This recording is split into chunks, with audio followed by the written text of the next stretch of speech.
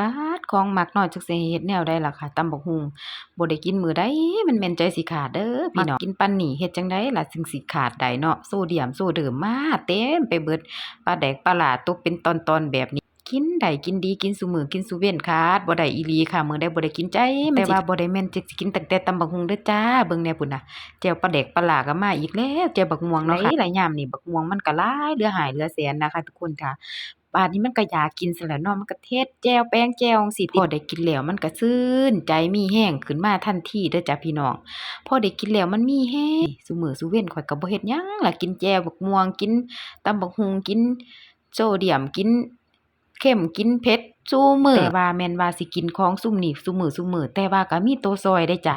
มันต้องมีตัวช่วยอิหยังล่ะสิช่วยให้ลดบวมลดเค็มลดโซเดียมของข้อยลงไปได้ทุกคนจ้ะเฮ็ดจั่งใดแนวใดล่ะพู้นน่ะ ข้อยก็กินคำใหญ่ๆคำโปมๆแบบนี้ล่ะค่ะกินแล้วก็ยกโป้ยกนิ้วแหล้วเนาะมันแซ่บสิเฮ็ดจั่งใดมันขาดบ่ได้มันอยู่ในสายเลือดตัวล่ะทุกคนจ้ะมันอยู่ในสายเลือดพอกินแล้วข้อยก็ต้องหาตัวช่วยคือแบบนี้นะคะนี่มาพ้อตัวช่วยตัวนี้เลยค่ะทุกคนค่ะตัวช่วยที่ลดโซเดียมลดบวมลดเค็มได้นะคะเป็นชาบัดนี้เฮิร์บตัวนี้ค่ะไปพ้อมาทุกคนจ้ะนี่ส่งกินแทนชาเขียวไปได้เลยค่ะผู้ใดมักกินชาเขียวติดเป็น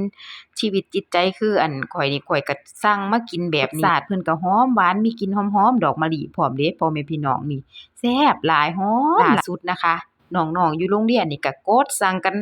ให้หวาดให้ไหวไปเลยช่วยได้ดีแรงขอบอกค่ะ